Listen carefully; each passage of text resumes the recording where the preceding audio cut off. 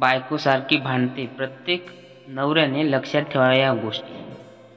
यशस्वी आणि आनंदी जीवनासाठी आचार्य चाणक्य यांचे नीतिशास्त्र महत्त्वाचे आहे. ते आपण याच्यामध्ये बघणार आहे. बघा, आचार्य चाणक्य हे महान विद्वान मानले जातात. यशस्वी आणि आनंदी जीवनासाठी आचार्य चाणक्य यांचे नीतिशास्त्र महत्त्वाचे आहे. कारण चाणक्याने त्या विषयाचा अतिशय सखोल अभ्यास केला, ज्यांचा मानवी जीवनावर खूप परिणाम होतो. चाणक्य नीतीचा अवलंब करून जीवनातील अत्यंत कठीण प्रसंगातून सुटका मिळू शकते. म्हणूनच जो व्यक्ती चाणक्य नीतीचे पालन करतो तो आपल्या जीवनातील दुःख आणि संकटांपासून मुक्त राहतो. पती पत्नीच्या सुखी वैवाहिक जीवनासाठी चाणक्याने काही महत्त्वाच्या गोष्टी सांगितल्या. या गोष्टीचे पालन केल्याने वैवाहिक जीवन सुखी होते. पती पत्नीला मध्ये हे नियम नसतील त्या घरामध्ये दिवसेंदिवस कलह आणि भांडणाची स्थिती राहते. चाणक्य म्हणतात की पती पत्नीचे नाते हे जगातील सर्वात मजबूत बंधन आहे, पण हे नाते प्रेम आणि विश्वासावर अवलंबून आहे. वैवाहिक जीवनात प्रेम किंवा विश्वासाचा अभाव असेल तर हे नाते कमकुवत होऊ लागते.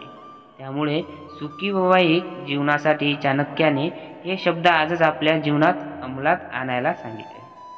पती पत्नी केले पाहिजे हे काम चाणक्य नीती सांगते की पती पत्नी एकमेकांवर प्रेमाचा वर्षाव करण्यास लाज वाटू नये. यामुळे नात्यात दुरावा आणि घट्ट होऊ शकते. पती पत्नीमधील प्रेम, समर्पण आणि त्याग यात कधीही संकोच नसावा. त्यामुळे आयुष्यात जेव्हा जेव्हा तुम्हाला आनंदी होण्याची संधी मिळेल तेव्हा त्याचा आनंद घ्या. वैवाहिक नात्यात प्रेमासोबतच आदरही महत्त्वाचा असतो. अहंकाराच्या भावनेने नाते पोकळ होऊ शकते, म्हणून ही गोष्ट कधीही विसरू नका.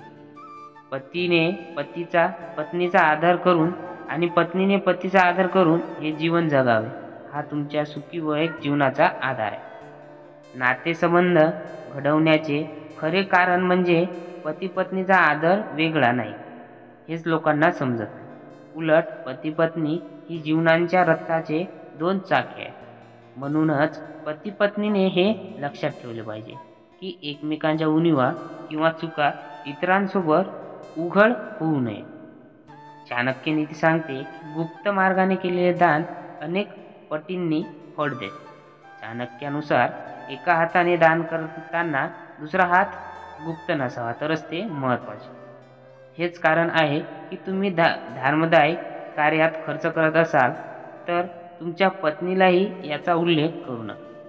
त्यामुळे त्याचा प्रभाव कमी होतो आणि नंतर प्रॉब्लेम्स येतात. तुम्ही तुमच्या पत्नीच्या अपमानाची माहिती देऊ नये. आचार्य चाणक्य म्हणतात की यामुळे माणूस प्रगती करू शकत नाही, त्याला आपला अपमान सतत आठवण राहते. म्हणूनच अशा व्हिडिओसाठी मित्रांनो आपल्या चॅनलला नक्की सबस्क्राईब करा आणि साईडच्या बेल आयकॉनला नक्की दाबा.